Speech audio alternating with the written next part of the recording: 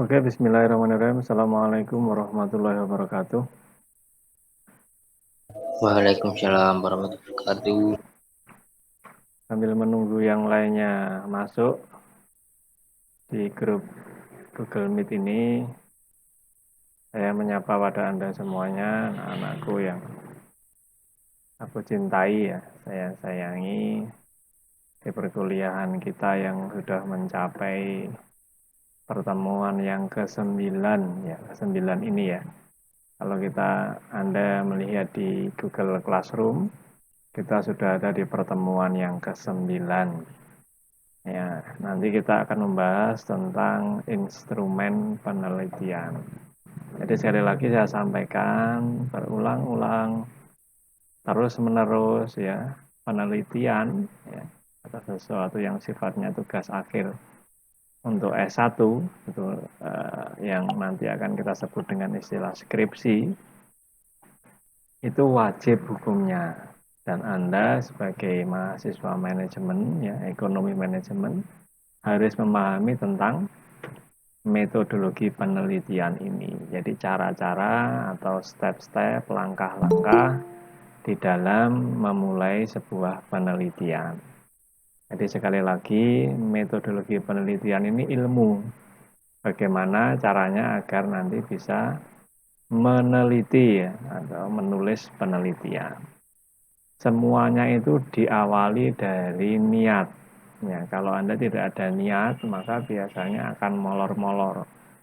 Dulu saya pada saat kuliah itu ada yang molor 3 tahun, 4 tahun itu gara-gara nggak ada yang mau memulai. Sekarang oleh pemerintah dibatasi ya sampai maksimal 3 tahun kalau nggak salah itu sudah di DO ya. Harus mulai dari awal lagi. Kalau tinggal skripsi saja itu tidak segera menyelesaikan. Nah, untuk menulis penelitian atau skripsi itu memang ada cara-caranya ya. Mulai dari awal kemarin saya sampaikan kepada Anda semuanya. Pertama, bagaimana menyusun sebuah permasalahan. Masalah itu apa? Harus ada sebuah permasalahan ya, sebelum menjadi sebuah judul. Jadi ada masalahnya dulu. Masalahnya tentang apa? Tentang pemasaran. Masalah itu apa? Nah, masalah itu adalah gap. Ya. Gap itu apa ya? Masalah ya. Masalah itu antara realita, kenyataan dengan yang diharapkan itu tidak sesuai. Itulah yang disebut dengan permasalahan. Jadi sebelum kita mengangkat sebuah tema judul, maka kita harus tahu dulu permasalahannya apa. Ada nggak yang perlu diangkat tentang perusahaan, mamanya, tentang perusahaan jasa, perusahaan perdagangan ataupun industri. Silakan nanti ya. Sekarang ini lagi in-innya perusahaan jasa ya, dalam bentuk apa istilahnya itu marketplace ya, atau perdagangan secara online lewat Facebook, lewat Instagram, atau lewat yang sejenisnya. Yang kesemuanya itu eh, apa ya istilahnya, marketnya sangat luas, tetapi kepemilikan dari apa istilahnya itu perusahaannya itu hampir istilahnya itu tidak berizin ya, hanya sekedar buka lapak gitu saja atau buka toko di media sosial sudah bisa, dan itu akan menjamin, apakah menjamin tentang keselamatan konsumen. Nah, itu semuanya nanti menjadi sebuah permasalahan. Nah, Anda bisa mengangkat itu. Jadi permasalahan tentang apa kenyamanan konsumen ya, apa istilahnya itu yang disebut dengan nanti di pemasaran, masuk ke pemasaran. Nanti kalau Anda masuk di apa SDM juga sama ya, bagaimana tentang kondisi karyawan, apakah sudah sesuai gajinya dengan UMR umpamanya, apakah selama ini di dalam dia berhubungan dengan perusahaan itu ada masalah-masalah yang akan muncul di situ ya, kesenjangan, terus kemudian latar belakang pendidikan, pengalaman, dan lain-lain, itu semuanya adalah bisa menjadi sebuah permasalahan di dalam penelitian. Dan kalau kita melihat referensi atau apa istilahnya itu panduan dari jurnal-jurnal sebelumnya ya, maka kita akan tahu bahwasanya apakah penelitian kita itu sudah pernah ditulis atau belum oleh orang lain. Apa kita akan menyempurnakan, apa kita mau menulis yang sama tapi dengan objek yang berbeda, terus dengan permasalahan yang berbeda juga. Jadi mulainya dari situ ya. Kemudian setelah itu nanti ada latar belakang. Latar belakang itu ya kenapa Anda menulis ini, permasalahan ini muncul kenapa, latar belakangnya. Kemudian dari latar belakang akan memunculkan permasalahan, kemudian ketinjauan pustaka.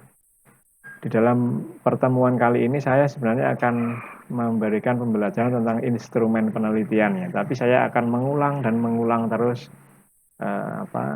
pembelajaran saya ini dari awal lagi gitu ya.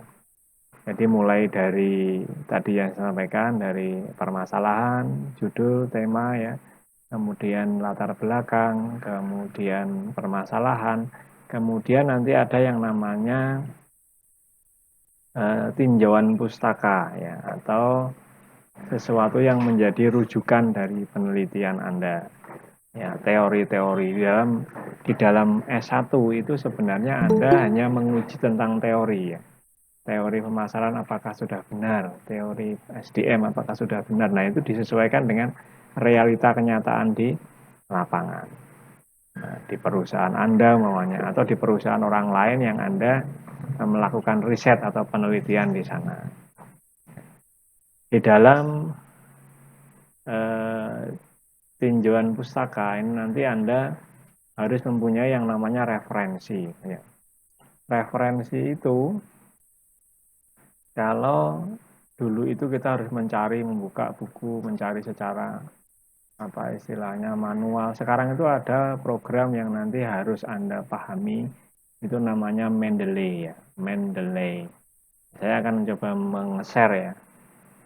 Coba saya share tentang, coba saya share ya. Oke, di dalam screen ini ya, di dalam screen ini saya akan menyampaikan tentang ini ya, YouTube yang berkaitan dengan ini ya, tata cara menggunakan Mendeley. Nanti tugas Anda adalah ini ya, tugas Anda harus belajar tentang Mendeley ini. Setelah Anda belajar, nanti Anda memberi contoh ya, memberi contoh atau mencari contoh bagaimana penggunaan Mendeley di Microsoft Word atau tempat Anda mengetik ya. Nah, coba saya akan memberikan apa contoh ya. Coba saya hentikan dulu. Coba ini Mendeley-nya. Sebentar.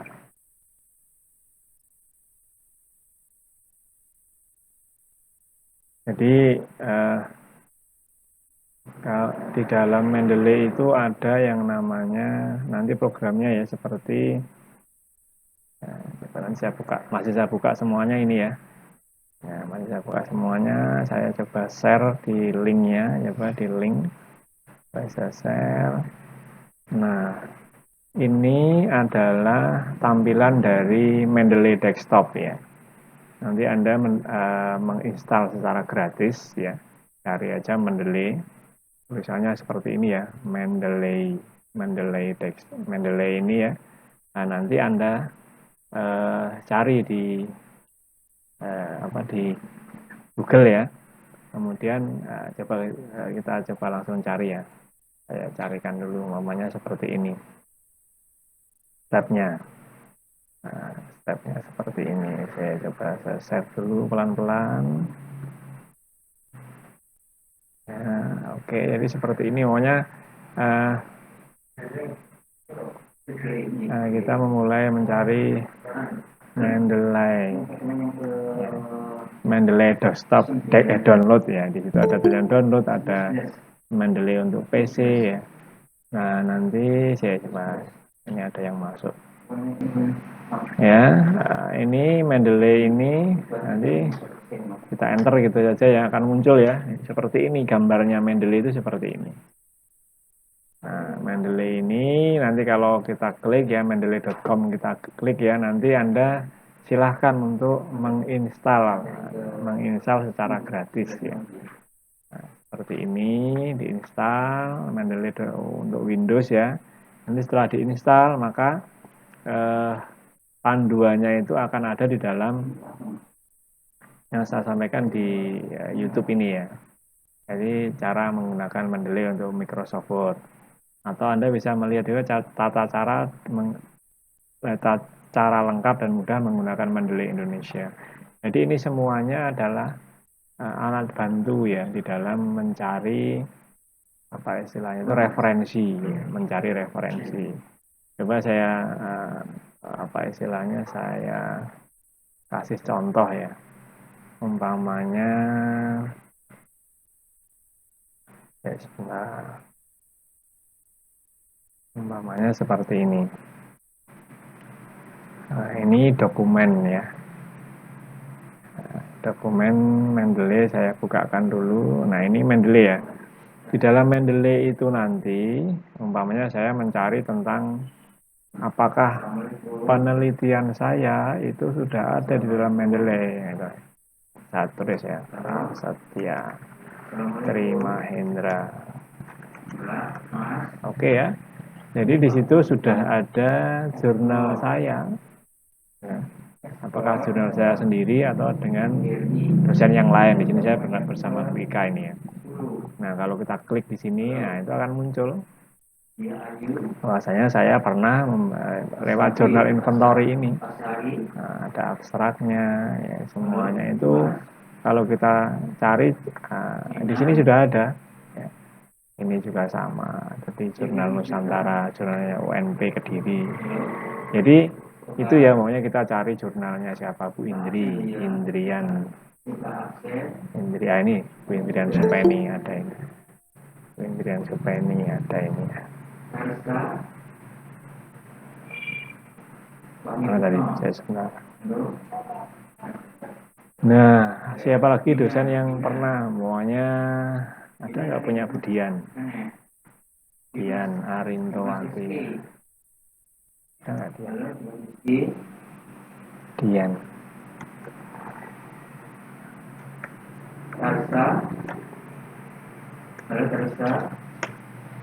Oh, belum ada ini. Kemudian belum memasukkan ya, atau belum masuk di dalam jurnalnya. Atau mungkin Budia, ada nggak Budia? Oh, ternyata ada beberapa dosen kita yang belum masuk ya. Tetapi nanti pasti akan masuk di dalam Mendeley ini secara otomatis. Kalau kita apa istilahnya kita update setiap saat. Jadi itu ya. Jadi intinya Mendeley itu memudahkan di dalam mencari referensi atau mencari daftar pustaka. Oke, kita kembali lagi ya itu prosesnya seperti itu. Jadi tugas Anda diingat-ingat tugas Anda ya. Nah besok dikumpulkan, besok minggu depan dikumpulkan. Anda membaca menyaksikan ya, menyaksikan Mendeley di YouTube ya. Tadi saya sampaikan cara apa istilahnya menggunakan Mendeley. Kemudian Anda pahami, kemudian Anda kasih contoh ya. Contoh membuatnya di Word, Microsoft Word. Kemudian dikumpulkan dalam satu lembar gitu ya, file gitu ya. Nanti akan ketahuan mana ini Mendeley atau enggak Mendeley. Jadi seperti itu konsepnya. Anda memahami. Oke, apakah suara saya masih bisa didengar dengan baik? Masih. Oh ya. Nah, ini ada gangguan ya, ada Pak Bak ini pas ngomongnya banter banget sama-sama kuliahnya. Tapi nggak apa-apa ya, nggak apa-apa ini ya.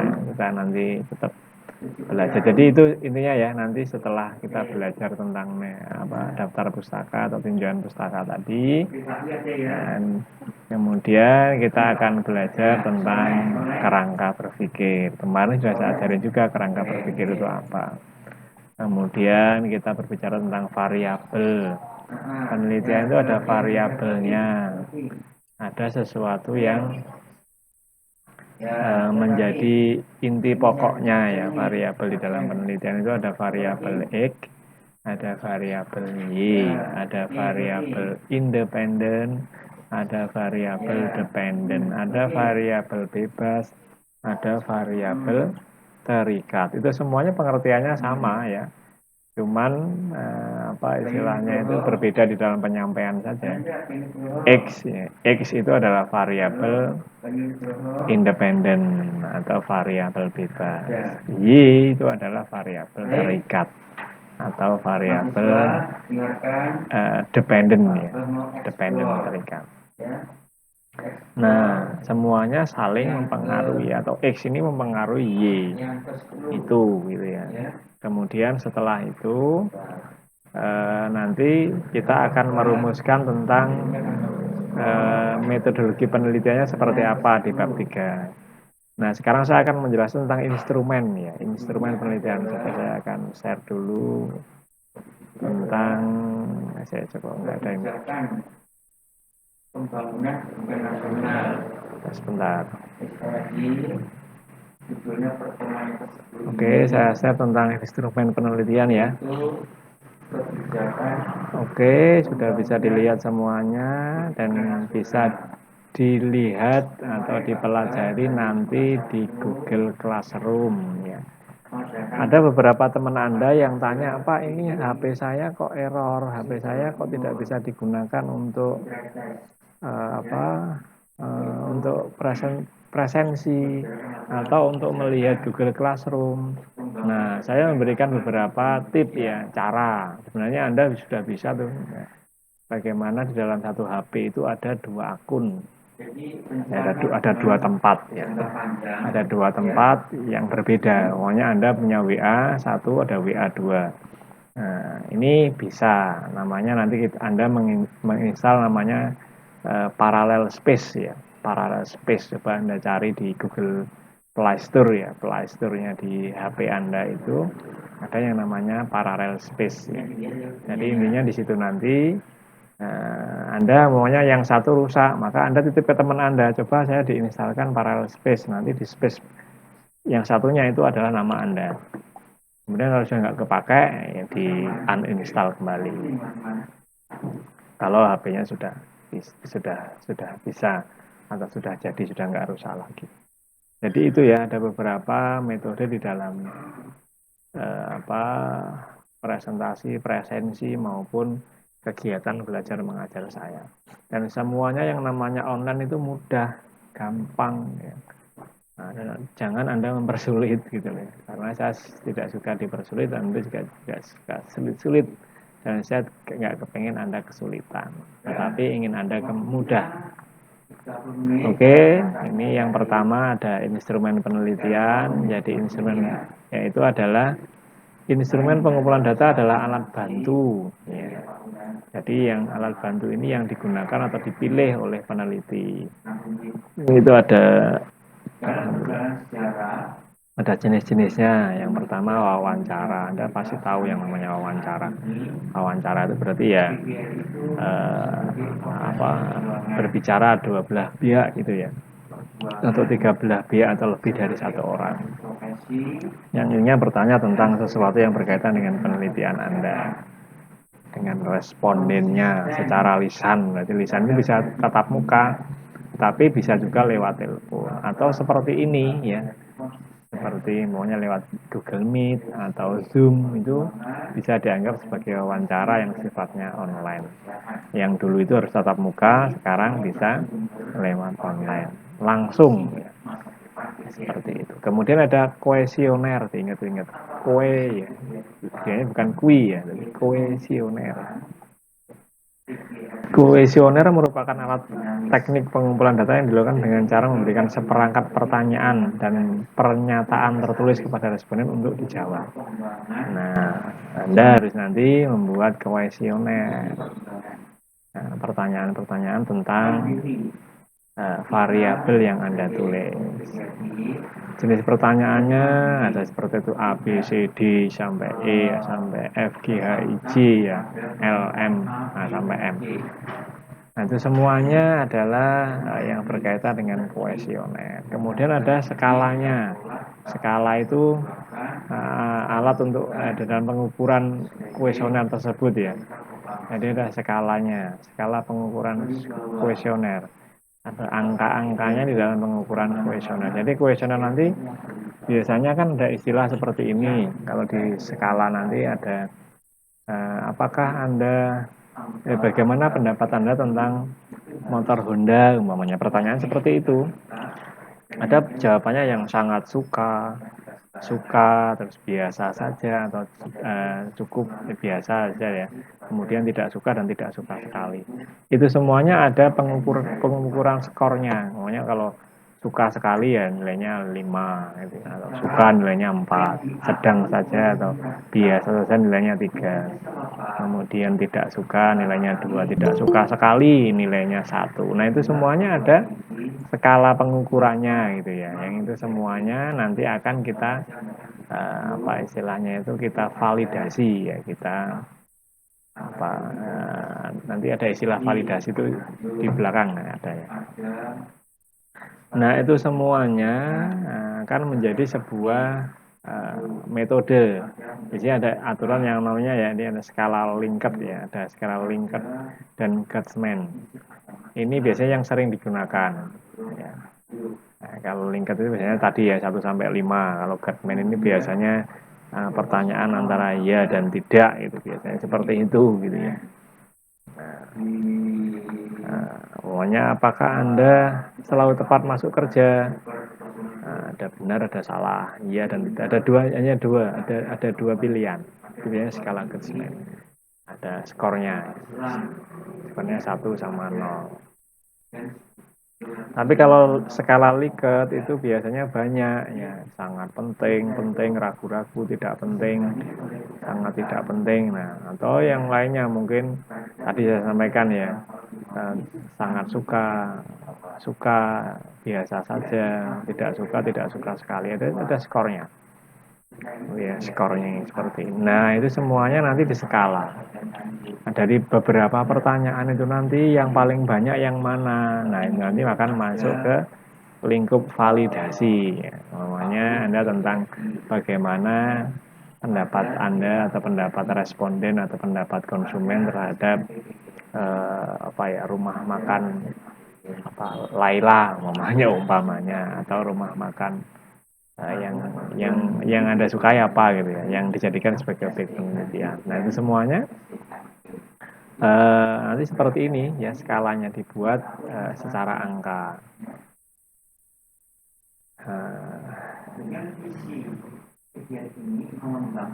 Kemudian ada pendekatan dengan pilihan ganda. Ya, pilihan ganda itu berarti ya nilainya ada yang bagus, ada yang kurang bagus. Pertanyaan seperti ini jawabannya adalah fasilitas yang tidak menunjang kenyamanan nasabah adalah. Nah, berarti kan pilihan ini yang C umpamanya saja. Kemudian selanjutnya adalah tentang validitas dan reliabilitas ya. Valid, kevalidan. Jadi sesuatu yang valid itu siapapun yang meneliti itu akan sama nilainya gitu ya. Atau responden atau sampel yang nanti akan kita teliti nanti, yang akan diteliti oleh orang lain itu akan sama. Tingkat validitas ini ada beberapa ya, ada yang validitas konstruk ya. Penyusunan pertanyaan dilakukan dalam penelitian, kemudian dilakukan konsultasi kepada ahli. Nah, ini contohnya tentang itu, disiplin, kerjasama, keamanan, kepuasan. Nah, Pada pengujian validitas isi, di mana instrumen yang memiliki validitas isi merupakan menunjukkan pada sejauh mana instrumen tersebut mencerminkan isi yang dikehendaki. Ya. Nah, ini nanti coba Anda cari ya sendiri tentang validitas isi ini di Google ya. Seperti apa contohnya. Kemudian ada validitas eksternal. Nah, itu ya. Jadi contoh-contoh nanti Anda bisa cari sendiri. Nah, intinya adalah Anda bisa lebih aktif. Ya. Saya hanya memberikan tugas yang tadi Anda harus buat ya. Nah, sekarang selain itu juga Anda di dalam pembelajaran itu harus aktif ya. Harus mencari-cari apa saja yang ada di dalam di Google itu ya, yang di online, fasilitas online. Kalau Anda ke kafe atau kemana itu jangan hanya mencari sesuatu yang ya jangan hanya, maksudnya itu ya jangan hanya itu bukan berarti kita melarang ya, Anda boleh TikTokan boleh atau tapi ada beberapa informasi-informasi yang harus Anda cari ya, harus Anda ketahui sehingga Anda tidak gaptek di dalam online. Sehingga kalau kita memahami nanti ke depan itu mahasiswa mungkin lebih pinter daripada dosennya. Tidak menutup kemungkinan itu kalau mahasiswanya itu aktif banget. Apalagi di perguruan tinggi yang sekarang ini sedang istilahnya sedang bersaing dengan ketat, itu mahasiswanya dituntut untuk aktif ya. Apakah dia bisa menciptakan sebuah kreativitas ya, kreativitas tentang pembelajaran yang sedang dia lakukan. Oke, kita kembali lagi ke reliabilitasnya. Nah, ini reliabilitas. Semuanya ada pengertiannya di sini. Beberapa jenis-jenisnya ya. Teknik-tekniknya ada tes, retest. Jadi ada istilah dia post test, ada istilah sebelum itu kan post test sama pretest ya, pretest sama post test ya. Pre itu sebelum dilakukan tes dan post test itu setelah tes. Hasilnya sama enggak? Itu tes, retest. Ada equivalent yang secara bahasa berbeda tetapi maksudnya sama. Kemudian gabungan, internal konsistensi ya, ini konsisten. Setelah kuesioner dibuat, kemudian kuesioner diuji coba pada beberapa responden. Data yang diperoleh kemudian dilakukan uji reliabilitas. Uji reliabilitas merupakan ukuran suatu kestabilan dan konsistensi responden dalam menjawab hal yang berkaitan dengan konstruk pertanyaan, yang merupakan dimensi suatu variabel dan disusun dalam satu bentuk kuesioner.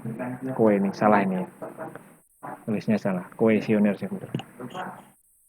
Jadi setiap pertanyaan kuesioner nanti akan diuji reliabilitasnya. Apakah kestabilan dan konsistensi responden ini di dalam menjawab itu sama. Jadi tentang kehandalan Honda misalnya, tentang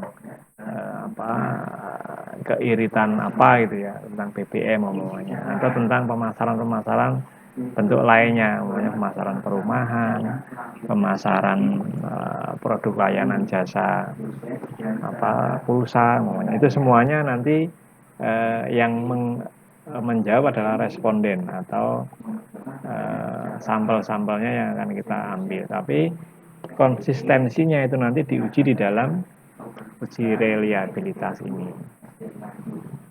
Oke, hanya sampai di sini ya penjelasan dari instrumen penelitian ini. Kita kembali ke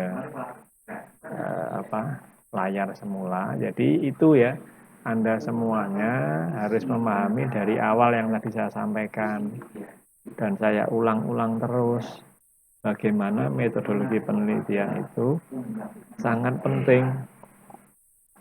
Saya bertanya sekarang, apakah di sini yang belum bekerja apakah di sini ada yang kepengen cita-cita itu harusnya nanyanya dari TK ya, Kalau sekarang udah besar itu nggak nanya ya. Saya tanya, apakah ada yang kepengen jadi dosen? Ada yang mau menjawab? Apa ada yang mau jadi dosen? Ada? Tidak, Pak. Oh iya. Ada yang mau? Ada yang mau jadi dosen?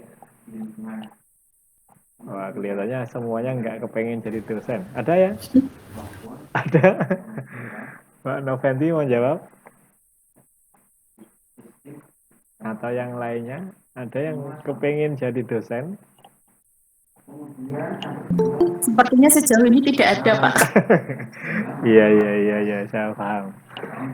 Oke, jadi dosen itu memang pekerjaan yang sama dengan pekerjaan yang lainnya ya. Harus ada profesionalisme. Jadi kalau ada guru, ada pegawai negeri, ada pegawai swasta gitu ya, maunya Anda pegawai bank gitu ya. Itu pasti ada sertifikasinya. Ya. Di dosen pun juga sama, ada sertifikasinya, dan sertifikasi itu biasanya akan mengacu kepada pegawai negeri. Umpamanya kalau dosen itu pangkat terendahnya ya, pangkat terendah dosen itu asisten ahli atau AA. Itu sama dengan pegawai negeri tingkat 3B ya, penata muda tingkat 1. Jadi itu tingkatan untuk dosen yang disetarakan dengan pegawai negeri yang sudah sertifikasi. Ya, nanti di pegawai swasta pun pasti ada ya, namanya Anda menjadi pegawai bank itu ada sertifikasi. Namanya sertifikasi penilai atau appraisal atau sertifikasi kalau perbankan itu ya biasanya sertifikasi tentang yang awal-awal itu pelayanan nasabah. Nanti ada yang namanya pelatihannya. Ada juga yang pekerjaan yang maunya pengen jadi apa? Yang sifatnya agak keras-keras, polisi atau jadi tentara itu juga sama, ada sertifikasinya. Mereka ada pangkat-pangkatnya, namanya ada yang apa balok itu ya, ada yang apa seperti segitiga itu, nanti kemudian ada masuk ke bintang, itu semuanya ada sertifikasinya. Kecuali yang memang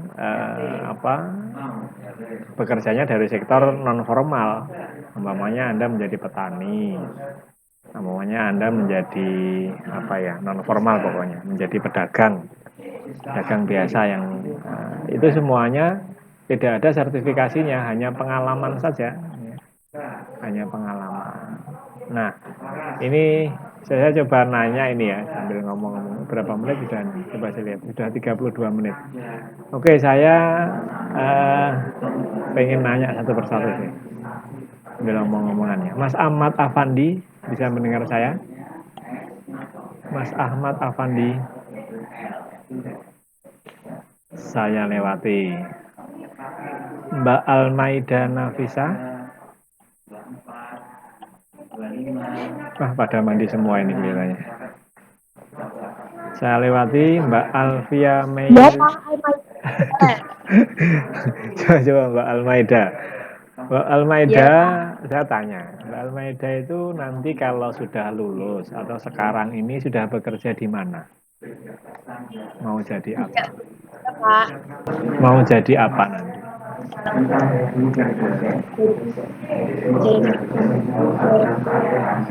Keinginannya apa keinginannya? Jadi pebisnis.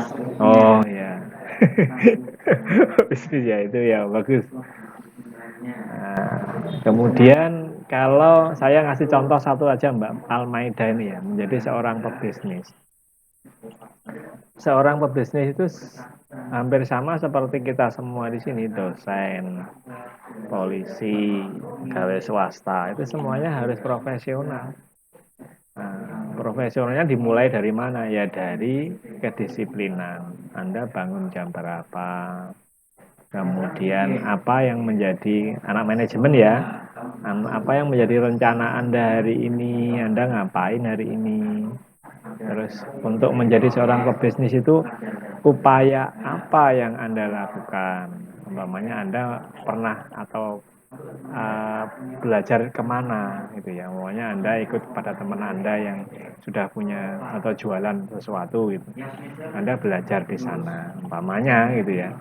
Nah itu salah satu upaya ya. Salah satu upaya untuk apa istilahnya itu mewujudkan dari cita-cita Anda menjadi seorang pebisnis. Ya. Jadi yang tadi saya tanyakan, umumnya ada yang jadi dosen kan nggak ada semuanya. Ya. Dosen itu sebenarnya profesi yang memang apa ya sama dengan profesi yang lainnya, cuman tingkat profesionalismenya harus tinggi juga. Ya. Meskipun ya sama seperti tes-tes yang lainnya juga, tes pegawai negeri gitu ya, tidak semudah yang diharapkan gitu ya. Ada tes TOEFL-nya, ada tes TKDA, tes potensi akademik ya, psikologisnya, psikotesnya itu ada semuanya kalau dosen itu nanti sudah Cerdos sertifikasi. Nah nanti tadi saya ngasih contoh Mbak Almaida itu juga seperti itu ya, dia harus selama ini ngapain saja, apa yang dilakukan oleh beliau. Oh ini itu ya salah satu contoh. Saya ngasih contoh satu lagi, coba saya tanya Anda di sini. Atas nama yang laki-laki ada nggak? Laki-laki Mas Yogi Ilham. Ada Mas Yogi Ilham? Apakah bisa mendengar saya, Mas Yogi Ilham Ferdiansyah? Mas Yogi bisa mendengar saya? Siapa? Nah, oke ya Mas Yogi ini. Mas Yogi kira-kira ini saya tanya ya, Anda nanti itu kalau sudah lulus atau sekarang ini sedang melakukan kegiatan apa yang sifatnya produktif? Usaha, Pak. Kepengennya jadi apa nanti? Pengusaha. Oke. Businessman ya. Oke, terima kasih Mas Yogi. Jadi sama seperti Mbak Almaida tadi ya, Mas Yogi ini juga kepengen jadi seorang pebisnis atau pengusaha. Nah, itu tadi yang akan menjadi sebuah tuntutan. Untuk tuntutannya itu Mas Yogi dan Mbak Almaida, contoh dari kesemua teman-teman ini ya, itu menjadi seorang pengusaha itu salah satunya harus memiliki sertifikasi, harus memiliki pengalaman, bahasanya itu seperti itu. Pengalamannya apakah? Saya tanya Mas Yogi, apakah Anda pernah ikut dengan teman Anda atau saudara Anda atau siapapun itu yang sifatnya berkaitan dengan kegiatan bisnis yang ingin Anda buka? Ada. Pernah? Nah, Apa? jualan Jualan apa? bibit bawang merah. Bibit bawang merah. Nah ini Ya, sudah bagus banget ini ya. ya. Nah, maksud saya nanti semua teman-teman juga seperti ini kalau ingin menjadi seorang pengusaha ya. Dimanapun pengusaha itu dan apapun usahanya, saya sangat mendukung dan saya sangat apa istilahnya itu appraisal ya, istilahnya appraisal apa itu? Istilahnya support ya, mensupport Anda untuk menjadi seorang wirausaha ya. Tidak harus menjadi pegawai. Saya ini pegawai, tapi saya juga berwirausaha. Macam-macam lah wirausahanya, jualan online dan yang lain-lain. Dan itu semuanya sekali lagi ada sertifikasinya, ada pengalamannya. Sudah berapa lama Mas Yogi pengalaman jualan? Dari SMA kelas 1. Oh, berarti sekarang sudah pernah keluar kota, maksudnya jualannya itu, atau di Nganjuk saja? Luar kota ada. Pernah ya. Nah, Oke. Jadi oke, kembali lagi kepada materi di penelitian instrumen penelitian ini. Sekali lagi saya berharap Anda mencoba ya mengasah dari apa yang selama ini menjadi keinginan atau cita-cita Anda gitu ya. Oke, karena waktunya sudah mau habis ya. Ini ini sudah habis, ini sudah berapa waktunya ini, coba saya lihat 39 ya. Oke, saya presensi dulu, ini ada, saya presensi dulu satu per satu, saya cek ya, nanti akan saya cocokkan dengan presensi yang ada di Google Classroom. Ini ada sekitar 24 termasuk saya. Ada 23 orang yang masuk ya. Saya cek satu persatu. Ini ada Mbak Wartiningsih, Mbak Ulfa, Mas Yusufi. Ini ya. Bagaimana kabarnya ini?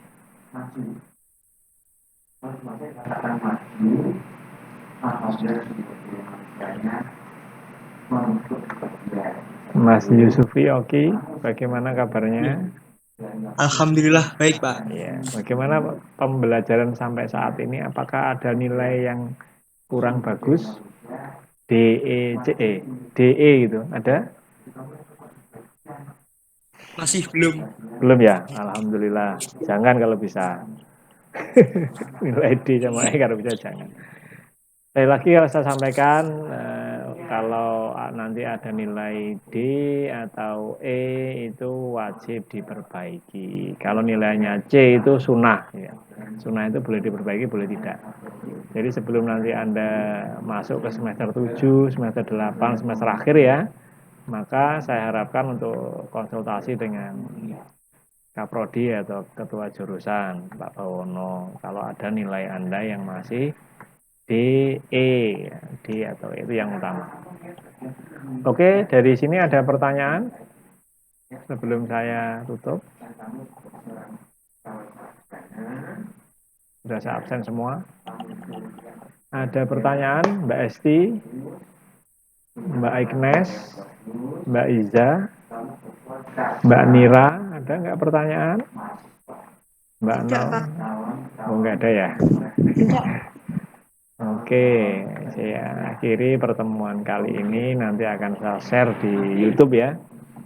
Nah, yang belum apa istilahnya belum menyaksikan ikut di dalam kegiatan ini bisa lihat di YouTube. Terima kasih atas perhatiannya. Mohon maaf kalau ada yang kurang berkenan. Saya akhiri. Wassalamualaikum warahmatullahi wabarakatuh. Waalaikumsalam warahmatullahi wabarakatuh.